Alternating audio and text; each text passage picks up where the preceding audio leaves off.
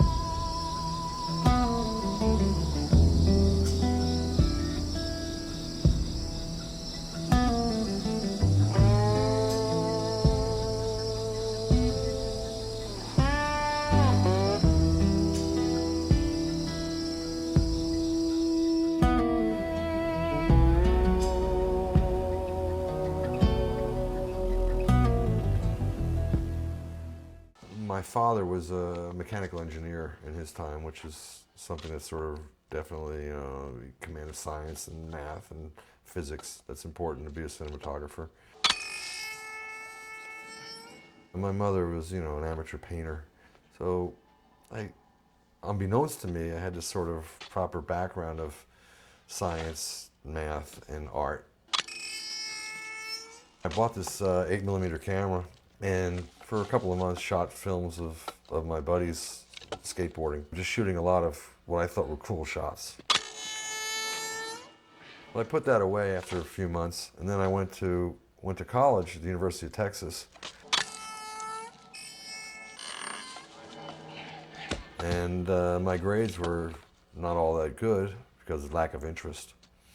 And really sort of figured out at the end of my first year that if I didn't get my shit together, I'd wind up in Vietnam. You and the world, or the viewers of this, the lighting of that movie, all right, I knew a bit about lighting, and there's some points in it where I'm doing some very interesting stuff. There's a scene with Ed Neal in front of the pickup truck and backlit, and that was my idea. It looks like it's headlights, but I actually have two 1,000-watt lights rigged where the headlights are. I knew a bit about light, and I sort of got hipper because, all of a sudden now I'm shooting every day and I'm getting dailies, and I'm really, my learning curve is going right up the top. I'm seeing film every day. But in a lot of ways, some of the lighting of that, some of the funky quality of it, has to do with inexperience and technical restraints. That I just didn't have big lights. For one, they didn't exist. I certainly didn't. There were some that did exist, but I didn't have access to them on that movie. It was a rather low-budget film. Originally started out to make that picture for $80,000. It was hot, and I couldn't help the heat because I had to drive a lot of light in there, so it was even hotter. I mean, it was, it may have been 105 outside. It was probably 115, 120 inside by the time I added the lights to it to get it up to exposure. But, for me, when I'm shooting a film, no matter what I'm shooting, the conditions fall right to the background, I mean, it's all about what you're doing at the time. You're so focused on what you're doing that, I wouldn't really sit there and go, oh, I'm hot, whine about it. I mean, I'm doing what I love. Hello? Hello? Well, we finished that whole sequence outside there. And okay, we're moving on, we're going inside now.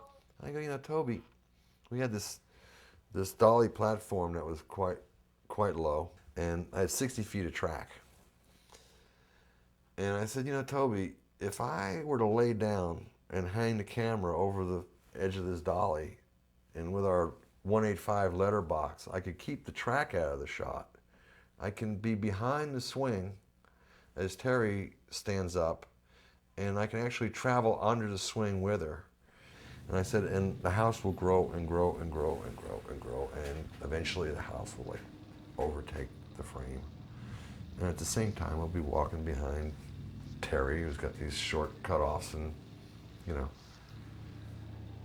Toby gets this look like, oh man, how'd you come up with that? I mean, he's like, that is great.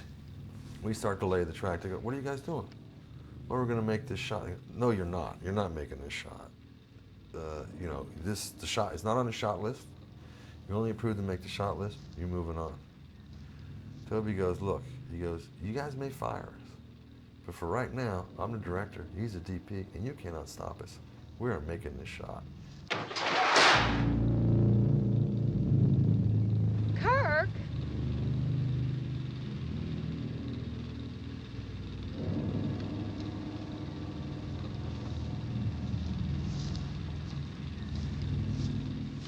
The film was very strong on paper. The script was really strong. So we knew this could be something strong. Of course, you never want to predict that it's going to be what, you know, how could you?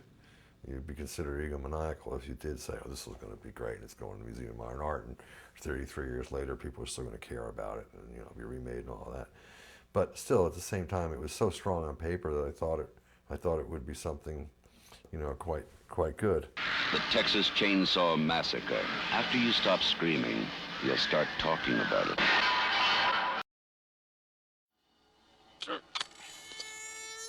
Daniel Pearl, who shot it, and Ted Nicolau, who did the sound, and myself. We actually all had a little production company that we'd started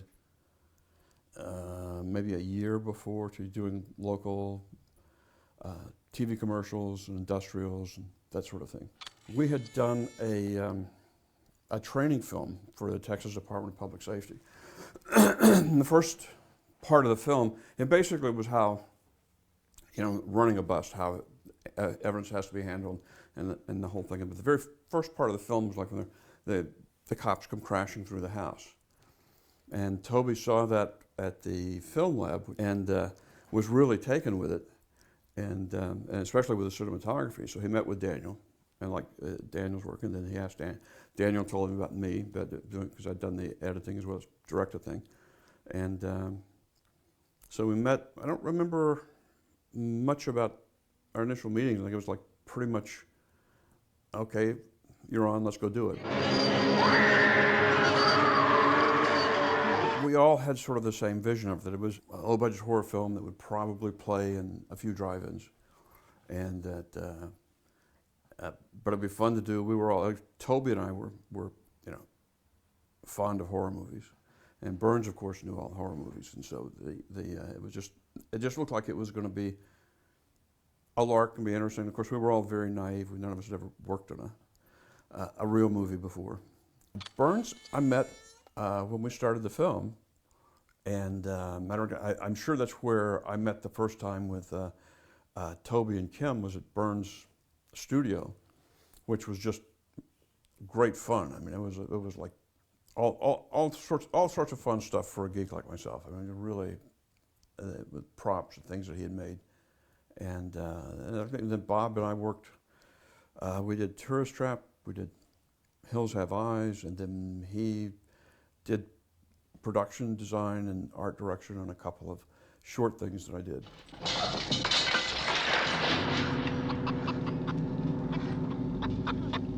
During production, it was a variety of things. I actually did some stunt driving, did some second AD work. I did, there was something, because I was in town and working when they were out shooting, and if something came up, then they needed to get it out there, I would also be the gopher. So I was thinking about the film that's really struck me more recently, and of course, having a lot more experience now. But we were really very, very lucky with that cast, and had no idea how lucky we were, because they were all really good. Took it very seriously. You know, went beyond any reasonable lengths to get it done. This heat is just driving me crazy. I don't know if I can take much more. Oh God, it was hot. And I got up and opened the door, and it was like I opened a blast furnace. And this was like 7 o'clock in the morning. And I just closed the door and went back, lay down on the couch and turned up the air conditioning.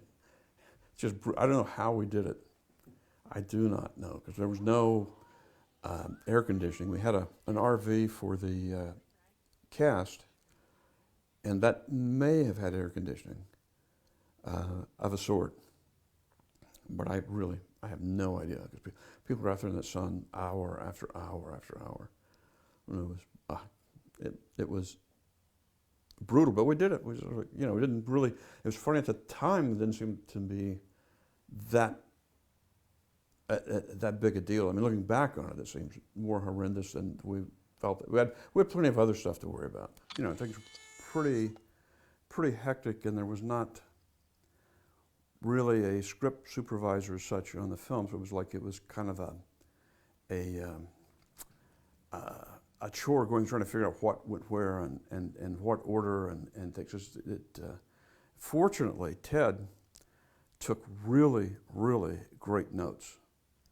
And they were a lifesaver for me, because I made the first pass on the movie, and just getting everything together and figuring out what went where and when. Unfortunately, Ted also had a lot of editorial comments in his notes, which Toby didn't appreciate when he saw them.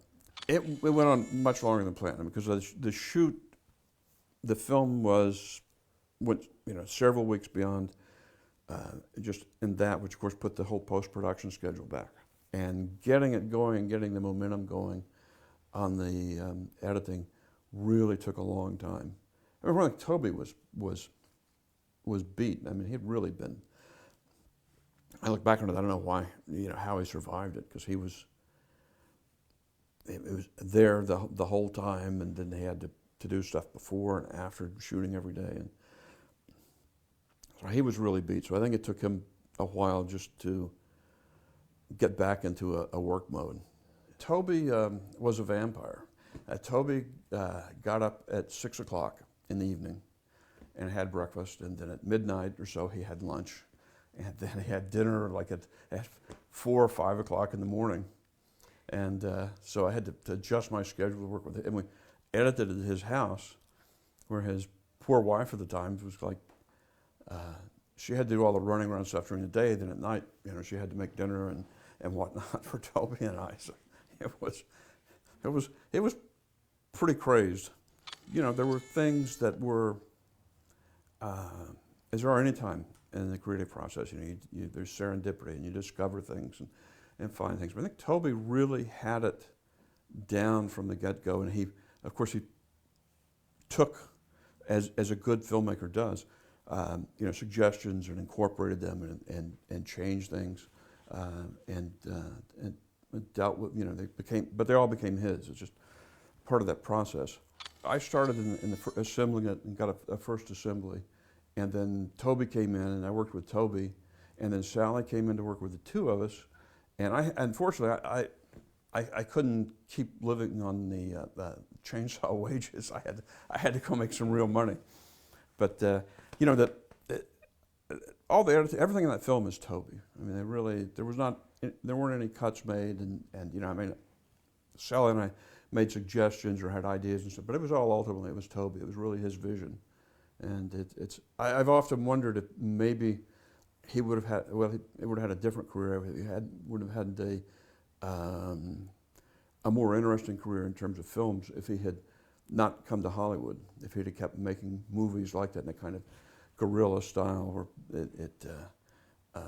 there's a lot of energy and enthusiasm, but who knows?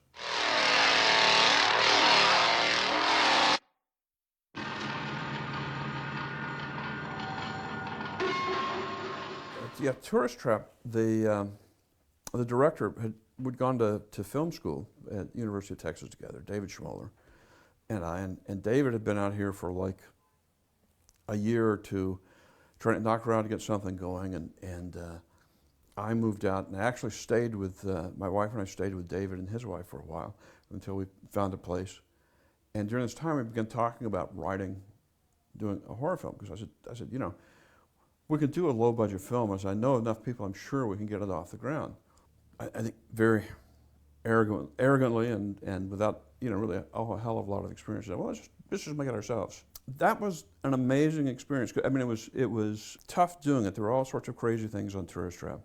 But I remember it was when we finished it and we wrapped it, it was such an incredible high, because I had no idea if we were going to be able to pull it off. You know, David had never directed a feature, and I had been around Chainsaw and then sort of in the editing room on other films, and so it was yeah. I remember I was just like really, really high when I finished it. And I guess that one never had the same notoriety as Chainsaw, but I did get a letter from Stephen King about it, and he also had on his book Dance Macabre. He mentioned it as his favorite low-budget horror film. So I said, okay, that's pretty good. I finally did what every kid who gets out of film school does and comes to Hollywood. I wanted to direct, and I directed a movie called Ghost Warrior for Empire Pictures, for Charlie Band again, and finished the film. And I said, huh, that really isn't what I thought it was going to be like. But I enjoyed the writing process, the storytelling. I have to admit, I've done enough other stuff now that I don't get introduced all the time. Is the guy who edited the Texas Chainsaw Massacre, but it was a great calling card for me, because the film had really peaked, and both Daniel and I decided that if we were ever going to come to LA, if we were ever going to come to Hollywood, that there would never be a better time to do it. And we both moved out here about the same time. I think Daniel may have moved out here a little sooner than I did. But it was great, because it was a completely different town then. I digress, but it was filmmaking was a cottage industry then. It was not corporate. And you could pick up the phone and call damn near anybody and get a meet, and you call people up. I'd call people up because I was looking for editing work, and they'd say, well, what have you done? I'd say, well, I did the Texas Chainsaw Massacre. And I said, oh, really? I want to have a meeting. So I got to meet a lot of people and get some work out of it and get some stuff going. But it was a great calling card. But it's funny, for a long time I thought probably that's what would be on my tombstone.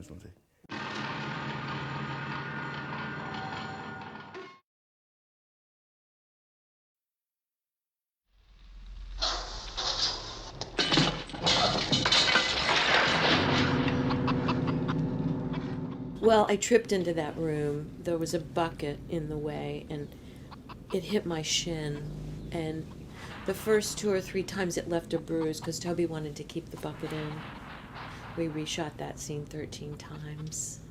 So by the end of the day, I had blood coming from my leg, and it was horribly bruised. But I think they got that shot right.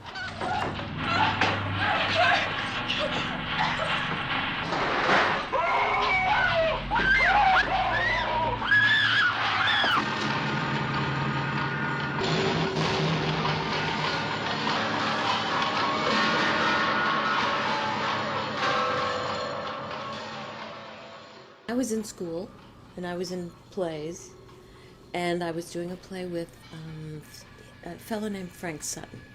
He had a comedy series with a guy named Gomer. It was Gomer Pyle, Jim Navers. So they saw my picture in the paper and asked me to come and audition. I did, and then I auditioned again. And then a friend of mine said, well, do you want to do it? And I said, I don't know. I don't know what this thing, And then I said, oh, well, I might as well. So I called them, and I called Kim, and I said, hi, I'd really like the role. And he said, okay, why don't you wear some short shorts down tonight? So I rode my bicycle over. It was in Austin, and they gave me the role.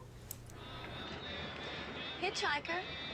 Should we pick him up? Oh, yeah, man. Pick him up. He'll asphyxiate out there. What does he look like? They just said it was a horror film about these kids traveling, and they meet up with a strange family. They didn't really elaborate. To be honest with you, I'm not even sure I got a script until we met. I'm not even sure. I think then we did, but a lot of it was just ad-lib. What smells? What is that stench? Roll up the window. Hey, that's Silver Slaughterhouse. We did our own internal work, and, you know, Bill and I decided that we were kind of secretly married probably, and, you know, we just didn't want to tell anybody because it was such an unpleasant trip, and we were just waiting for a time to, you know, be away and be alone.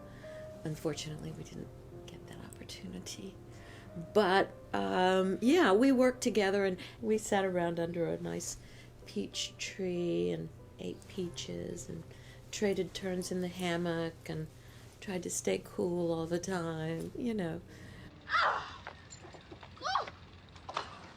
Let's go! At the time, I was really trying to protect my ass because I came out that day and I looked and I said to Toby, what do you have the camera under the swing? You told me I'm going to sit in the swing. Why is the camera, you know, it's slats. And he's, oh, Terry, don't worry about it. Just, you know, let's go ahead and shoot this, you know.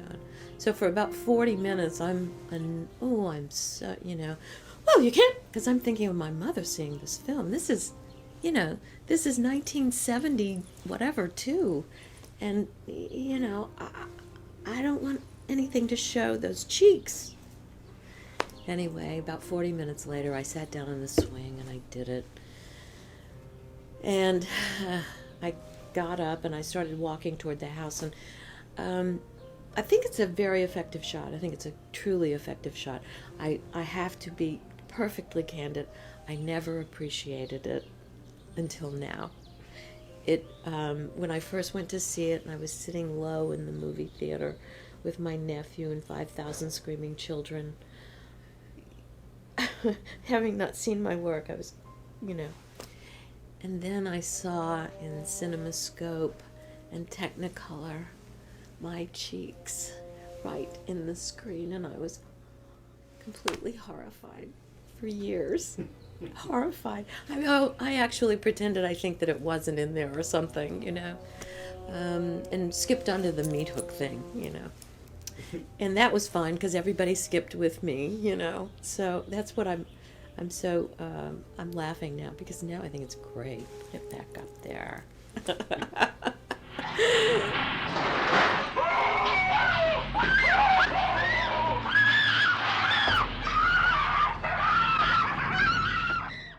I got there to do the scenes with Gunnar, and when we started those, we did them for about a day and a half, 2 days.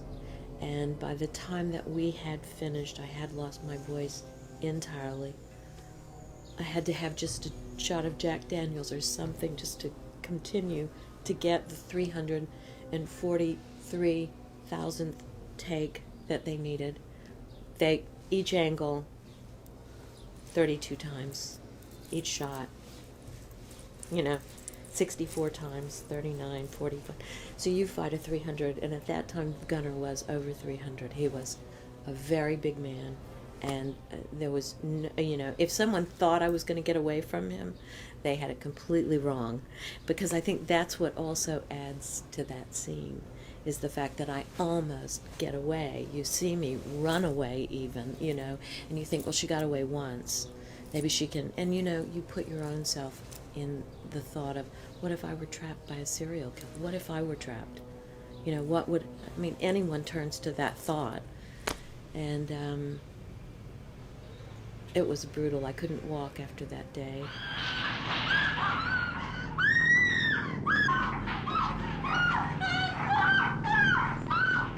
When they told me I was going to be on a meat hook and what the whole scene would be, I thought about it for quite, you know, days, weeks, whatever. And I just decided that the most effective way to do it would be so that I wasn't so injured that I couldn't try to move or get off the hook. I thought it would be still realistic, just in that it hadn't gone to, you know, hadn't gotten me in the right place. And so I just thought it must be painful.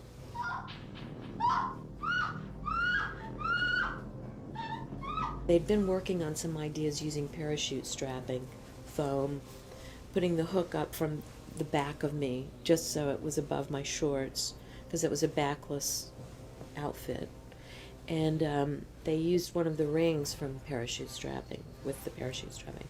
And then to go under the costume, they had a pair of women's hose, and we pinned them in. So basically what happened was Toby was underneath, spotting me for when Gunner, and they were very careful, I have to say. People have always said, oh, they weren't, and there were rumors, and that's not true at all. Although there was a lot of pain in the previous scenes. This particular scene, they were very cautious, and it didn't take that long. It took maybe a day at the most, to do the whole thing, with Bill there and, you know, the different takes. And that was a very freaky scene to shoot. I mean, really freaky. And then when I saw what they had done with the editing, how they had my bare back coming toward that hook, and then you show the frontal, right drop, you know, and I can remember that when we stopped shooting that scene, everyone was standing in this tiny room. It was just a tiny room. And I remember there was a dead silence, and people were very moved, you know. It was extreme. It had a lot of impact on all of us. And I think that everybody thought, ooh, this is going to be... I don't think there had been a woman on the meat hook before that. I'm not sure, but that's the way I remember things. I know I had dinner with Rod Steiger once, and my friend said, oh, you and Terry have a lot in common. I went, shh, shh. But anyway, I know Rod was on a meat hook.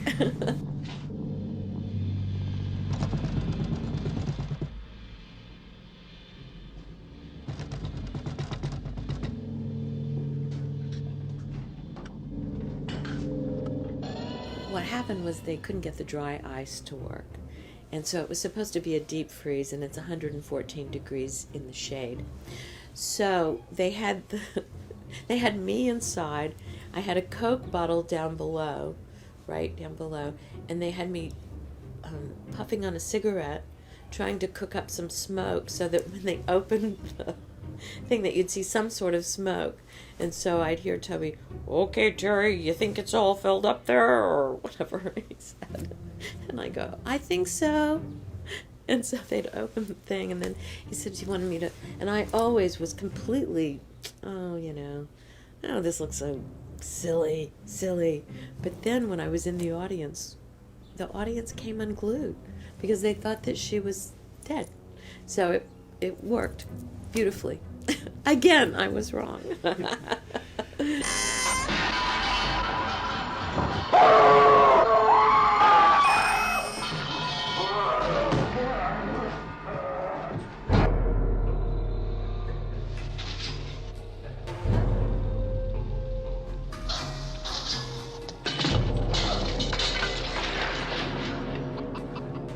It was getting to be really spooky at this point because I wasn't really prepared, and so I have to say that was getting to be frightening. And then everything began to be very real. So I actually was beginning to think, well, this thing might be working, but I hadn't seen I never saw any of the rushes. I never saw any till, I saw the film. So really we were doing it in the dark, I would say to you, and blind faith, just praying that things would work, and putting every ounce of energy we had into getting it right. We were all very committed, and I still think that Bill's death scene is fantastic. I always never forget when his leg moved right after. The only thing I would have done, I think I would have had Bill and I doing a scene that would have shown us to be really sweet and loving with one another.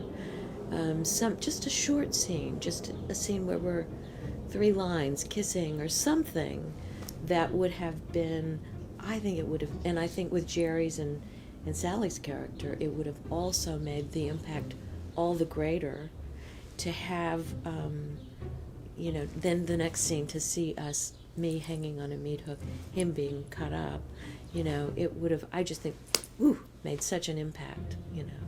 But that having been said, I also think that the meat hook scene was edited beautifully. And it was, I think, I liked it. I liked it. I still like it. I think it's good. I didn't watch it for years and years and years. You know, I put the whole thing in a drawer. To be honest with you, the film didn't do me any good for about probably 15 years.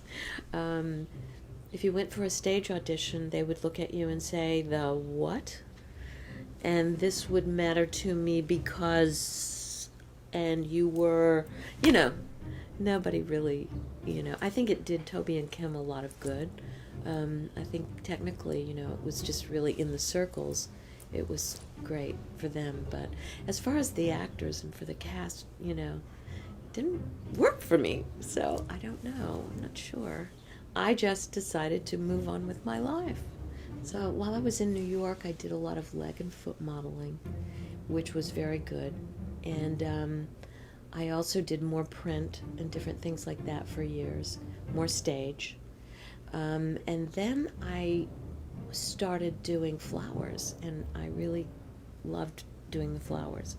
So I did that for years and years, and I had my own business. It was just a custom floral business, but there was a lot of creativity involved, and it took up all of my time. And so I stayed with that, and then recently they called me to come out because people wanted to meet me and talk or whatever. And I had more time in my life. My life was more my own. I was able to adjust my schedule around things, and so I decided to go ahead and come out. People seem to want to talk, and I actually just went to Monster Mania, and it was so fun. And the fans were so cute. You know, people coming up with me tattooed on their arms and their legs and other body parts, and you know, they were so cute. And getting to see Marilyn and Ed and Gunnar and Alan and Bill was, you know, it was great to see everybody. Oh no, Capricorn's ruled by Saturn. There are moments when we cannot believe that what is happening is really true. Pinch yourself and you may find out that it is.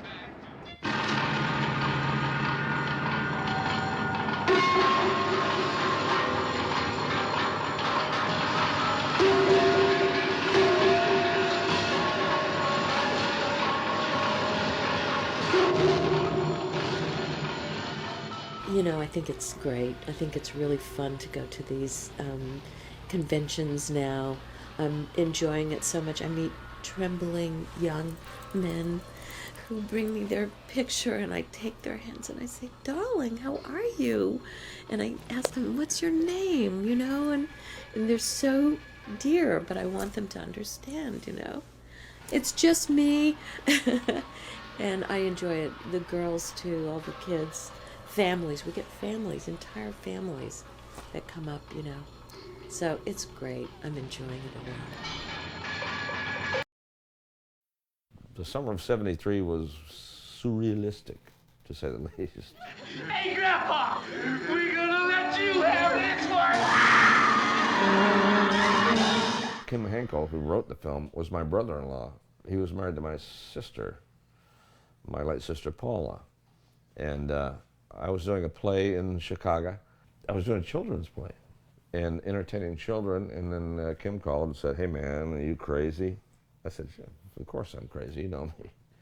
And he goes, "I got something I want you to do." So I put in my notice at the play and went to Texas. So I spent the first half of the summer dancing around in tights, entertaining children, and playing like kazoos and, you know, weird like percussive instruments, or percussion instruments. And then the second half of the summer, I was hitting a chick over the head with a sledgehammer.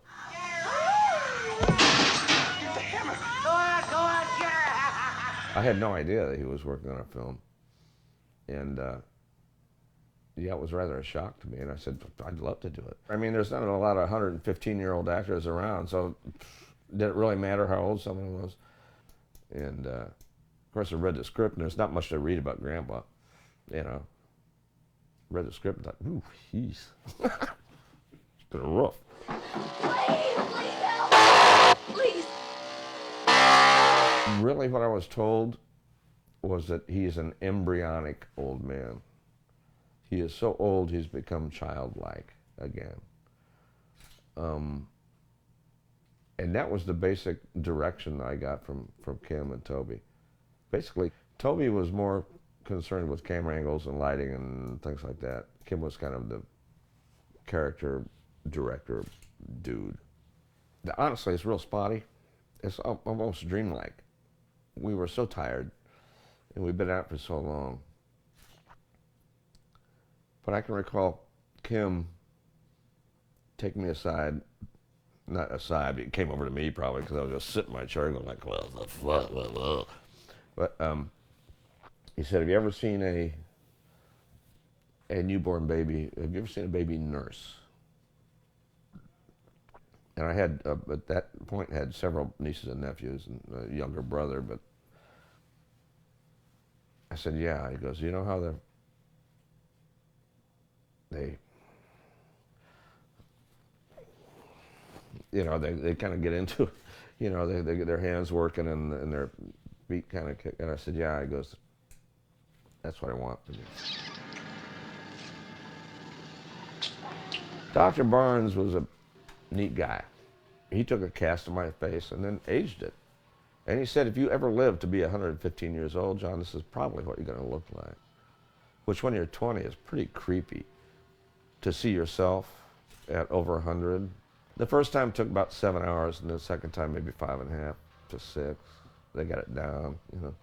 And I only had to do it 2 times. So. The first day I shot, I was just in my little room upstairs with the mummified grandma.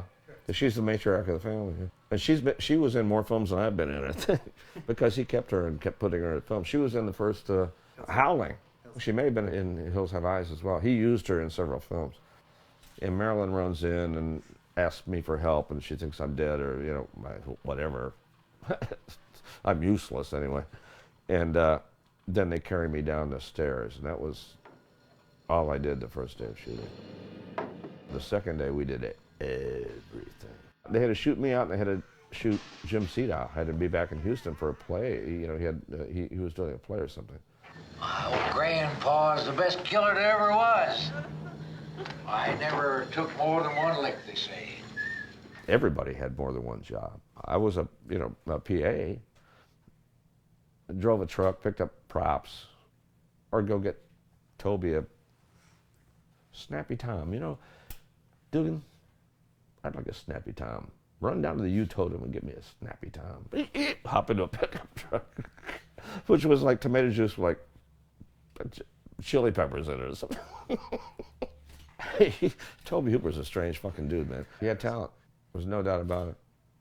The wheels are turning, always turning. And he doesn't let everybody in on what's going on. And he somehow manages to manipulate whatever's going on into what his vision is, which is one of the great things about Chainsaw. Because we had no idea. We were like, it was almost abusive, you know. He pushed everybody, crew, actors, caterers, you know, costume people, you know, everybody was just fried. Just fried. And in retrospect, it worked. All culminating in that big scene, the dinner party scene, because we were all just burnt out. I'd been in a makeup chair for probably 6 hours, and then we shot for 26 hours, and it was 105, you know, it was like 95 degrees outside, but inside the house was probably 115. You know, we probably had 8,000 watts of light blasting on us. Windows are all shut, blacked out with black cloth, no ventilation. You know, between setups, they'd bring out like a box fan, sit on the floor. You know. But of course, I had 5 pounds of liquid latex on me, so I couldn't feel the breeze at all anyway, you know. So it was a really bad scene. But it worked. But the thing is, I guess the point I was trying to make is that in retrospect, he pushed us all to the point where he got what he wanted out of that scene. You know, maybe all the resets and different angles and lighting resets and all that stuff, maybe that was all just to keep us going until he could get that fucking thing. Like, yeah, let's just fucking kill her. Let's kill her. I want to go home. I want to go, just kill her and go home. I want to shower, a nap, and a beer and a blowjob. You know, it's just, and to sleep for 2 days, you know, that sort of thing. Did I just say blowjob?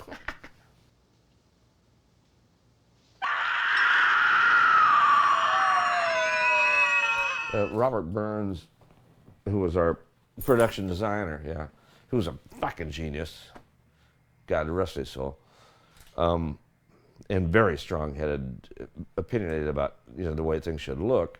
And of course, Toby had his opinion, and boy, their fights were legendary. He'd clear off the set, everybody just walk away, go light a cigarette or something. Like, shit. It was like, you know, it was like when Ethel Merman was married to Ernest Borgnine, you know, it was like, ah!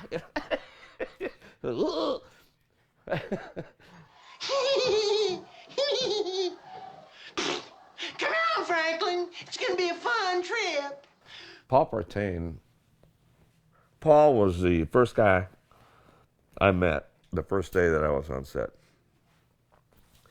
And he had this white Cadillac with it was like a 67 with the huge, oh, you're a Brit, you wouldn't understand, but had these huge pointy fins on it. Convertible. White, red leather interior, big, long fucking Elvis car, you know. And he was sitting in his wheelchair behind it. The trunk was open, and he had this gigantic cooler, like you'd take if you were camping for like 2 weeks or something. It was all filled with soda pop and beer, or ice down in there. He says, sit on down here. He was sitting all by himself in his wheelchair because everybody hated him. Because he was so fucking irritating, which was his point. And it comes across in the film. And nobody understood it for years, I don't think, you know. But he never broke character. If I have any more fun today, I don't think I'm going to be able to take it. But the other cast members didn't understand that because they'd been dealing with him for, you know, a week or so, you know, being that just, hey, yeah, man, you know, that sort of shit. Ah! You know, and Bill Vale tells a story about Paul Partain sitting in his wheelchair, and there's a cooler over there with like water and soda pop in it and stuff. And Bill's over there getting himself something to drink, and Paul goes, hey, Kirk,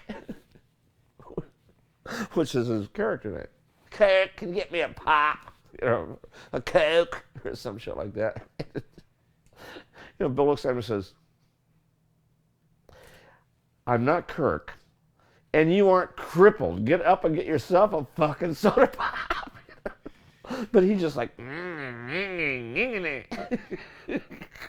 Oh, my father owns it. That's your daddy's place, huh? Yeah. Look, I got some good barbecue here. Jim Seedow, man. What a fucking trip he was. Jim Seedow was a marvelous man, a marvelous actor, and very serious about his craft. And he was always working.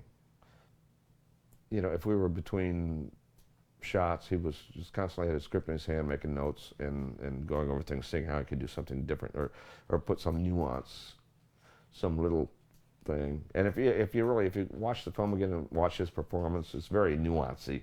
There's a lot of he brought a lot to that film, and he was constantly working on it. Anytime he got a break, trying to improve it, make it better, and he was really as far as actors go, yeah, he was absolutely the pro on set. I mean, I was a theater actor. I'd never done a film before. Ed Neal, I don't know what his film background was. He had probably a copious theater background like I did, but Marilyn had done a couple things, but he was the vet, and we referred to him as the old man. You know what? He was, I think, 13 years younger than I am now, and we called him the old man. But you know, we were all young, so. There's no need to do that. Nobody's gonna hurt you.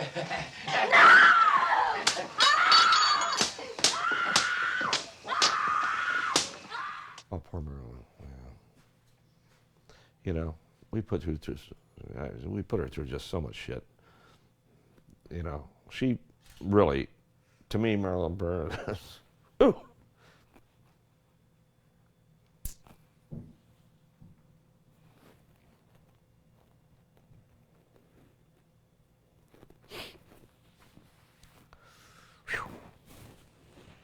She went through hell.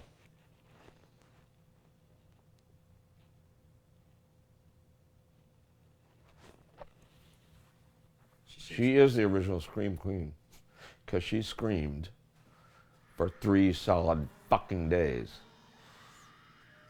and never let up. She was so fucking abused. You know, that would never happen now. She really was, she was put through the mill. And I have so much respect for her. But by the end of that last day there, I just fucking was irritated by her. Because I also was miserable, you know. So my own misery was, I guess, more important than hers. But yeah, what she went through. Just the days that I worked with her, for like 2 or 3 days that I worked with her, and of course she went through like a month of it.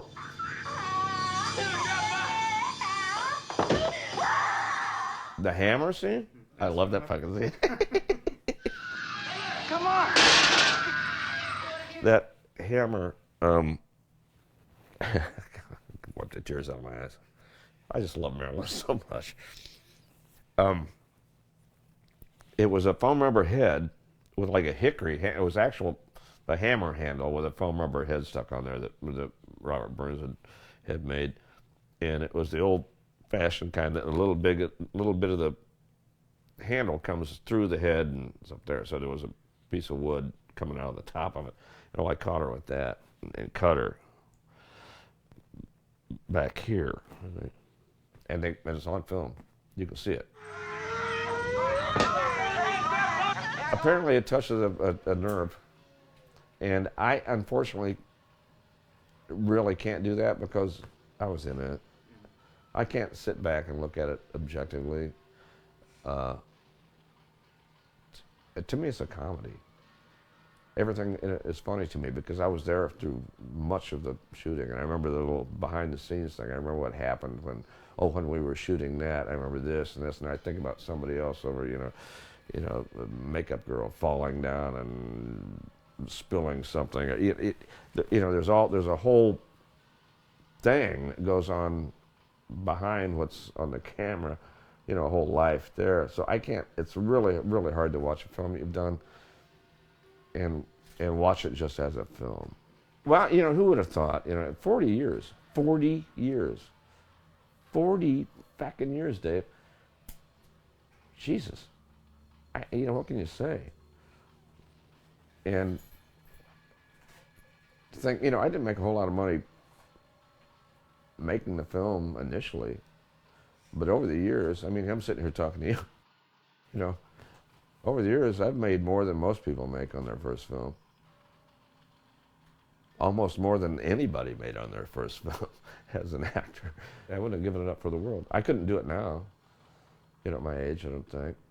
I might stroke out or something. It was that difficult. But, oh hell, Jesus, I was a young actor doing his first movie. We all were. We had a ball. Even though, we talk about how hard it was, we all have a smile on our face when we're talking about it. Shit, I wouldn't give that up for the world. With being schizophrenic is you don't get to choose. You just like kind of hang out and go, hey, let's see who's gonna show up today. Sometimes it's rednecks, from hell, and sometimes it's, English gentlemen, and sometimes it's people from somewhere else, man. You know what I'm saying? So you never know. You just kind of hang out and wait. I was always the kid that was in class going, hi, Mrs. Feldman, and I was making voices, and it's really kind of funny because now, dubbing lots of Japanese anime and voiceovers for commercials and stuff like that, whenever I get a big contract, I call my second grade teacher. And it's great fun. Hello, Mrs. Feldman. Hi, it's Eddie. I got another $30,000 job. Stop calling here. How'd you get this number? I've changed it 9 times. I was just always talking stupid. When I found out people would pay you to talk stupid and you didn't have to be in politics, I said, I'll take that deal, please. I think we just picked up Dracula. Where you headed, man? South? You work at that place? Oh, no. How did you get stuck way out here? I had an acting class, and you know, I'd forgotten to learn the lines. Well, actually, I hadn't actually forgotten. I was salsa dancing with the Laredo twins at a local nightclub, and had stayed out far too late and still learning my lines. So I'm sloshing back to acting class, and one of my little lady friends runs out of the drama department at the University of Texas and says, "Are you gonna try out for the movie?" And I went, "The movie? What movie?" They're casting a movie. I said, "Oh, hell yeah. Let's go try out for the movie." So we ran in there, and here's Toby Hooper, and Toby walks over and he goes, "Come here." And I go, "Hi." And he goes, "Are you mocking me?" And I went, "No, why?" And he goes, "Can you be weird?" And I said, "Whoa, weird is what I do."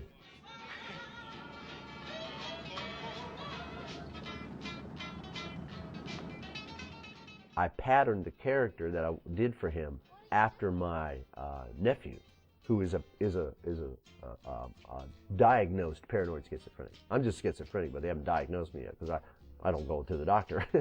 You gotta keep moving, you know. But he had actually gone to the doctor and gotten diagnosed. My nephew has walked this fine line for years and has never really whacked anybody, but we were always waiting for the call, you know, because he does all that stuff, you know, that I do. And he scares the devil out of people. But he's not harmful to anyone at all. He's never harmed anybody. But we're always waiting for that call. He finally lost it. Killed 32 people at a rest stop in Laredo. You know, I mean, oh, well, come get him.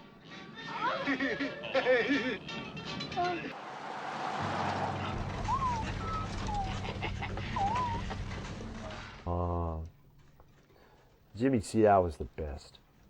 He had the best sense of humor. I mean, you know, that sequence where he's poking Marilyn is just, that's all Jim. He's made all that up. But he was just the best. And there's one sequence where he's the only one I know that could have got away with this without me killing him. The sequence where he's hitting me with the wooden dowel outside the truck. They had, you know, low budget movie making. They turned to the prop girl, and Toby says, "Well, give me something for Jim to use head with. Got any of that balsa wood left?" And she goes, "Balsa wood? Oh, yeah, balsa wood, balsa wood." She goes over and she picks up an oak dowel that they were using to support the camera with, and she hands him the oak dowel.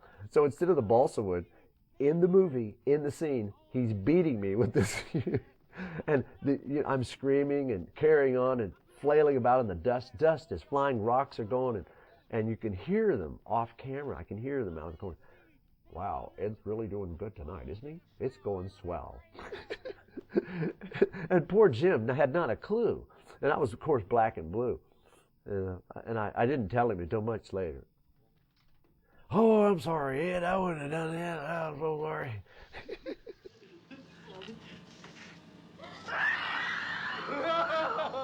Oh, I thought you was in a hurry. I have worked on, you know, $60 million films, and I've worked on $24 films. That set was the most fun to play on. Robert Burns just would get up in the morning and drive around the hills country with a box looking for stuff. He'd find dead armadillos, and he'd find dead chickens, and he'd find cow bones, and he'd find bones he didn't even know what they were. Hopefully they were animals. He would cut pillows open and dump the feather pillows all over the floor. And then he would just sprinkle bones all over the floor. So when you walk, there was crackling and sound and feel. It was all textural. And I know for a fact, as an actor, that a third of my performance came from that set. It pulled it right out of it. We were just having fun. You think this is a party? The most difficult was certainly the dinner sequence because it was so long. We shot forever. We shot for like a couple of days or something. It was like insane. It was like, oh. But that was I moved troops in Vietnam easier than that scene. I'm telling you, you know, through triple canopy jungle was easier than that scene. You like this, Dave? Well, again, low budget movie making. you had a piece of sausage, a real piece of sausage. In A movies, you don't use real sausage. You use fake sausage because whoever would have been the prop master would have understood. You know how much lights you have to film with, just horrendous lights. It doesn't look like it when you see the movie, but there's horrendous lights everywhere. That sausage started decomposing on that plate. If you look closely and watch the film closely, you can see fumes coming up, literally. Now, the plates of sausage are right underneath our noses. And we're all like leaning, like, quit leaning. Stop leaning. Get back in frame. You know, we're all like, dude, put your nose over here, man. And you couldn't move it because we'd already shot a bunch of scenes. And you couldn't move it for continuity, you know, because it's right there, right in frame of the camera. You know, you couldn't move it. What are you going to do? The best time on the set was hammering Marilyn in the head. That was because we couldn't keep from laughing because we were using a paper mache hammer, which sounds like this when you hit your flesh. That's the sound. So they dubbed the sound in, but on the set, and you're doing these horrible lines about I'm going to kill you and you're going to be bloody and you're bloop. It's silly. So it's real hard to keep concentration. And we were doing stupid stuff like bleed. They would go, cut that out. Oh, sorry. Was I out of character again? Way out.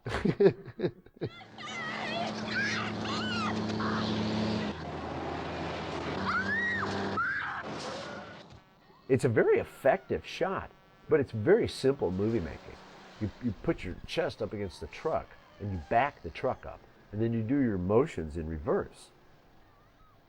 And then they just reverse the film. And that way they can run the truck right, and it looks so friggin' real. You go, oh my God, how'd you do that? You know. And then the guy that gets one over is a dummy on wires across the, that's easy to do.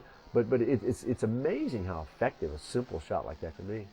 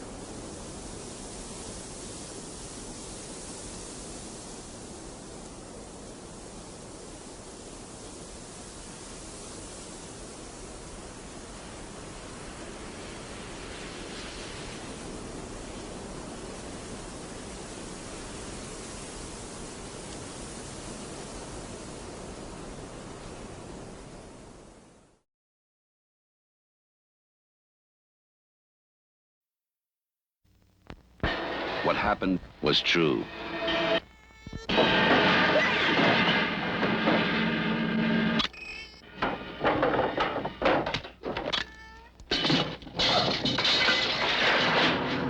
The most bizarre and brutal series of crimes in America.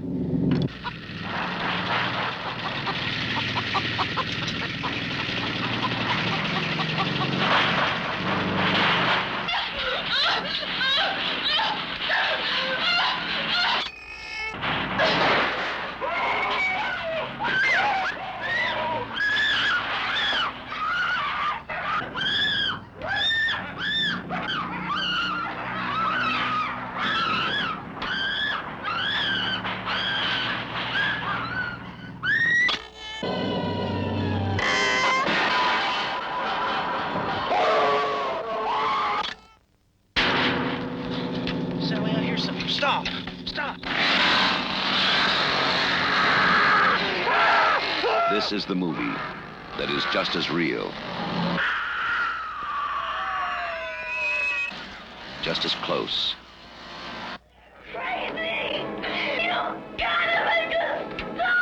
just as terrifying as being there. Even if one of them survives, what will be left? The Texas Chainsaw Massacre. After you stop screaming, you'll start talking about it.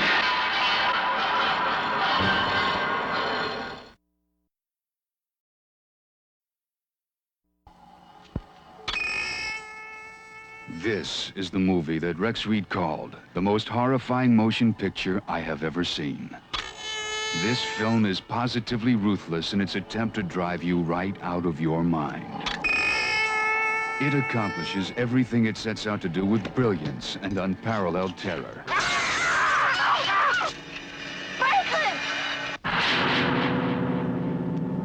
This is the horror movie to end them all.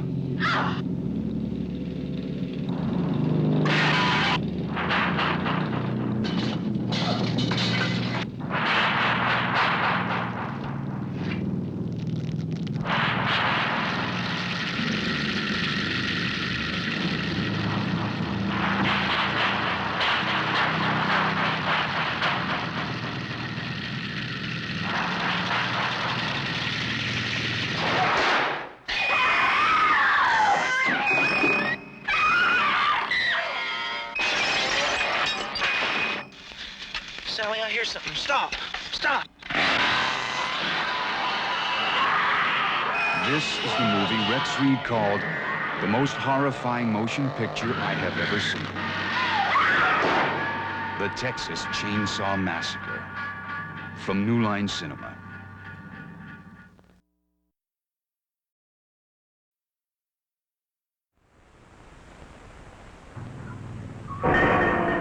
What happened was true.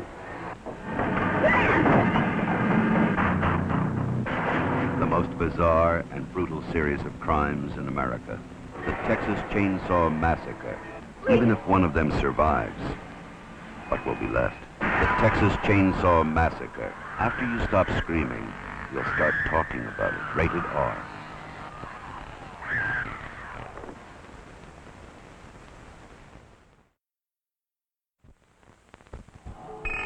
This is the movie that Rex Reed called the most horrifying motion picture I have ever seen.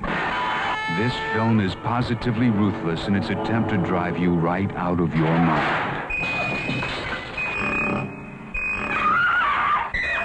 Sally, I hear something. Stop!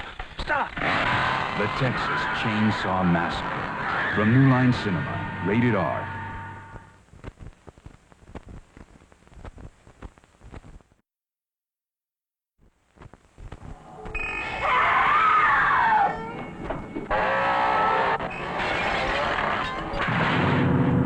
The story is true. The terror is real.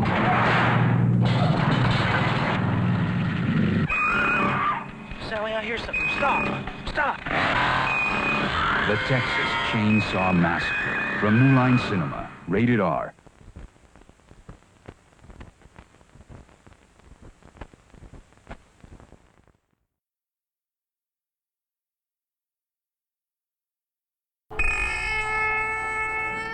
This is the movie that Rex Reed called the most horrifying motion picture I have ever seen. This film is positively ruthless in its attempt to drive you right out of your mind. This is the horror movie to end them all. The Texas Chainsaw Massacre. From New Line Cinema. Rated R. No one under 17 admitted without parent or guardian.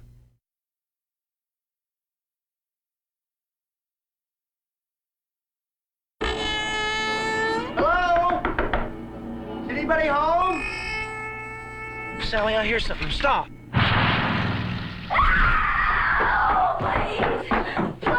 Please help! The Texas Chainsaw Massacre. From New Line Cinema. Rated R. No one under 17 admitted without parent or guardian. The Texas Chainsaw Massacre.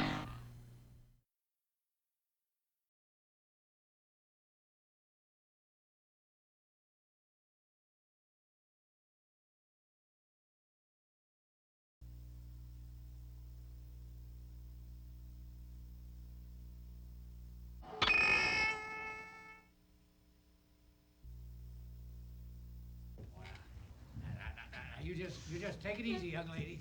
Just take it easy. We're gonna fix some supper for you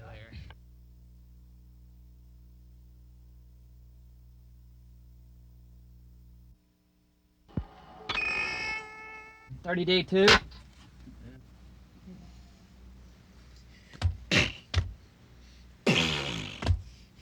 You see him do that? What'd I tell you? Well, he was crazy, wasn't he? He was. Not as crazy as you are. Oh, no, but really, he had to be. Because, you see him? He was running up and had his arms and everything. He was going like that. I'm sorry. Howdy. How are you? Howdy, boys. What can I do for you? Would you fill her up, please? Got no gas here. Damn it. You're out of gas? My tank's empty. The transport won't be through until later this afternoon. Maybe not even until tomorrow morning. Oh!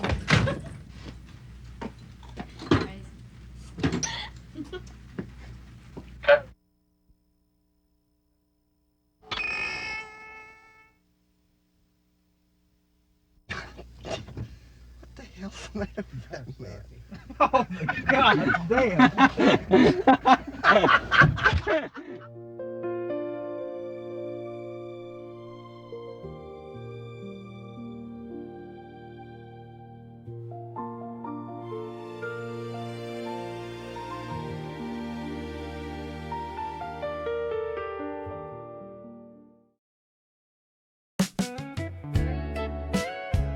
Thanks for watching Chatty Patty Rewind. Take a trip back in time and don't forget to subscribe.